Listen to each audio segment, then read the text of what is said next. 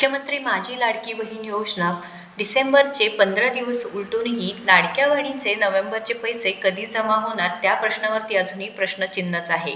कारण लाडकी बहीण योजनेचा जो काही नोव्हेंबरचा हप्ता निधी वितरण सामाजिक न्याय व विशेष सहाय्य विभागाकडून 8 डिसेंबर रोजी जी.आर. आला, त्यानंतर कोणतीही अपडेट नाही. पण 10 तारखेला ई-के.वाय.सी संदर्भात एक मोठी अपडेट आली व वेबसाईटमध्ये खूप मोठे अपडेट्स जे काही बदल आहेत ते करण्यात आले आहेत, ज्यामध्ये पर्याय देण्यात आले आहेत. विवाहित व अविवाहित महिलांसाठी. विवाहित महिलांसाठी पती हयात आहे, पतीचे निधन झाले, घटस्फोटीत अशा लाडक्या बहिणींना ई-के.वाय.सी करण्यासाठी इथे खूप चांगली संधी मिळाली आहे व ज्यांची ई-के.वाय.सी चुकली आहे त्यांना सुद्धा एकदाच म्हणजे बघा वन टाइम एडिट ऑप्शन देण्यात आला आहे, म्हणजे तुम्ही एकदा बदल करू शकता. पण मेन मुद्दा आहे की नोव्हेंबर व डिसेंबरचे पैसे. आता लाडकीला जे पैसे आहे ते मिळण्याची शक्यता जास्त आहे, ते म्हणजे एकत्रितपणे 3,000 रुपये म्हणजे 2 हप्ते एकत्रितपणे मिळण्याची शक्यता आहे.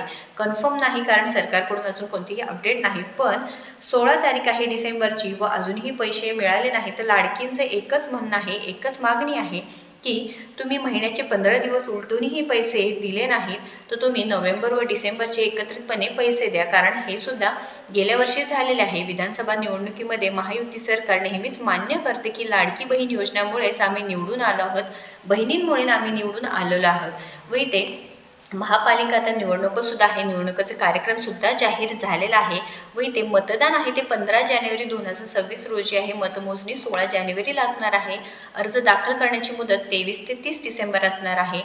त्यामुळे इथे लाडक्या बहिणींची इथे नक्कीच सरकारला गरज पडणार आहे. त्यामुळे लाडक्या बहिणींना एकत्रितपणे नोव्हेंबर व डिसेंबरचे 3,000 रुपये मिळावे ही लाडक्या बहिणींची मागणी आहे. तुम्हाला काय वाटतं नक्कीच कमेंट करून सांगा की 3,000 रुपये एकत्रितपणे आले पाहिजे का नाही.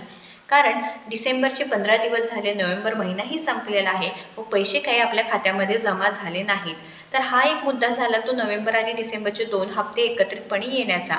तर हे सुद्धा सरकारकडे विनंती आहे की 2 महिन्याचे पैसे आम्हाला जमा करा, जेणेकरून काय होईल की लाडक्या बहिणींचं नक्कीच सपोर्ट तुमच्यासाठी असणारच आहे.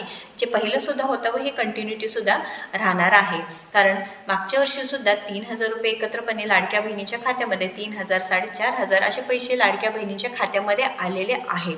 आता हे काही नवीन नाही. त्यामुळे सरकारला एकच विनंती की हे 2 महिन्याचे नोव्हेंबर व डिसेंबरचे पैसे लाडक्या बहिणीच्या खात्यामध्ये जमा करा, जेणेकरून लाडक्या बहिणी नाराज तर होणार नाही, पण नक्कीच सरकारचा सुद्धा फायदा होणार आहे. व अजून एक प्रश्न आहे तो म्हणजे काय, ई-के.वाय.सी करताना ज्यांच्या पती हयात आहे, पतीचे निधन झालं आहे, घटस्फोटीत आहेत, अशा लाडक्या बहिणींनी ई-के.वाय.सी व्यवस्थितपणे ऑप्शन दिल्यामुळे करू शकणार आहात.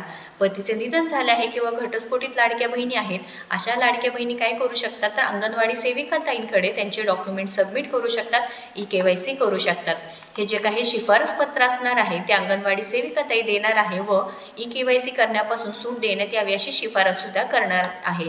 आता तुम्हाला हेच शिफारस पत्र पाहिजे असेल तर तुम्ही आपला व्हॉट्सअप ग्रुप जॉईन करा, त्यामध्ये तिथे दिलेलं आहे, किंवा तुम्ही आपल्या टेलिग्राम ग्रुपला सुद्धा जॉईन होऊ शकता किंवा आपल्या इंस्टाग्रामला फॉलो करा, तिथं मला मेसेज करा, तुम्हाला हे शिफारस पत्र डायरेक्ट मिळून जाणार आहे. पण आता हा मुद्दा आहे तो म्हणजे काय, एकल लाडक्या बहिणींचं काय, जिथे पती किंवा वडील बेपत्ता आहेत, खूप वर्ष झालं त्यांचा काही पत्ता नाही, अशा लाडक्या बहिणींनी काय करायचं. एकल आहे, आम्हाला सांभाळत नाहीत, आमचे पती आम्हाला OTP देत नाहीत, अशा लाडक्या बहिणींचा प्रश्न अजूनही सॉल्व्ह झालेला नाही. तर सरकारकडे एकच विनंती आहे की तुम्ही इथे जे ऑप्शन्स देण्यात आलेले आहेत अशा लाडक्या बहिणींना, एकल किंवा विधवा आहेत किंवा ज्यांना काही कोणाचा आधार नाहीत अशा लाडक्या बहिणींसुद्धा साठी सुद्धा इथे एक ऑप्शन द्यावं, जेणेकरून त्यांची के.वाय.सी होईल. बऱ्याच जणांनी आपल्याला कमेंट केलेले आहेत की आम्हाला सुद्धा तोच प्रॉब्लेम आहे. तर हे थोडेसेच कमेंट मी घेतलेले आहेत आता व्हिडिओमध्ये दाखवायसाठी, पण खूप लाडक्या बहिणींचा हाच प्रॉब्लेम आहे. त्यामुळे नक्कीच आपल्या चॅनलवरती जे काही हा मुद्दा आहे ते आपण जे काही ते कंटिन्यूच करणार आहे जोपर्यंत लाडक्या बहिणींना हे ऑप्शन येणार नाही. तुमचे सुद्धा हेच प्रॉब्लेम असेल तर कमेंट करून सांगायचं आहे की आमचं सुद्धा वडील किंवा पती सोडून गेलेले आहेत, आम्हाला के.वाय.सी करण्यासाठी पर्याय द्या. तुमचं सुद्धा काय मत आहे नक्कीच कमेंट करून सांगायचं आहे. तर अजून एक मुद्दा म्हणजे काय की डॉक्युमेंट्स जे काही ते आम्ही सबमिट कुठे करायचं तर ते अंगणवाडी सेविकाताईंकडे करायचं आहे, ते नंतर शिफारसपत्र देणार आहेत.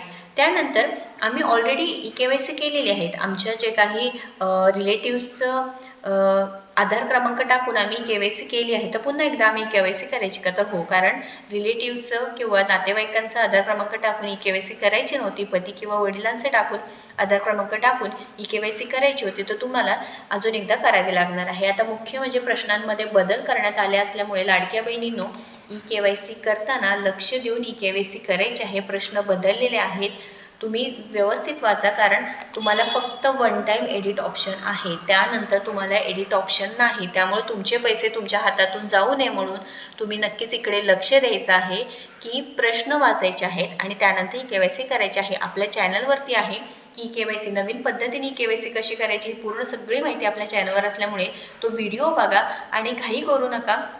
31 डिसेंबर पूर्वी करायचं आहे, 15 दिवस आहे, घाई करू नका.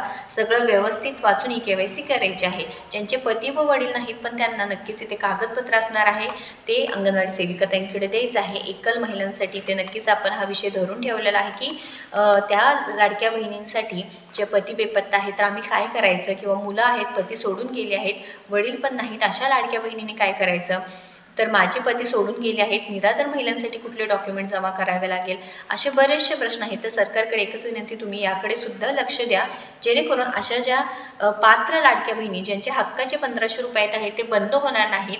व जी लाडकी बहीण योजना आहे, नक्कीच सरकारला सुद्धा मान्य आहे की लाडकी बहीण योजना आहे ही खूप महत्त्वाची योजना आहे. या योजनेमुळे नक्कीच लाडक्या बहिणींना मदत होते. राज्यातील महिलांच्या आर्थिक स्वातंत्र्यासाठी ही योजना आहे, तर नक्कीच राज्यातील महिलांना सगळे जे काही उत्तर आहेत ते मिळायला पाहिजे आहेत. त्यामुळे ही महत्त्वपूर्ण माहिती आपल्या लाडक्या बहिणींपर्यंत जास्तीत जास्त शेअर करा, जेणेकरून त्यांच्या प्रश्नाची उत्तरे इथे मिळणार आहेत. व अशाच महत्त्वपूर्ण माहितीसाठी आपल्याला फॉलोअर सबस्क्राईब करा. धन्यवाद.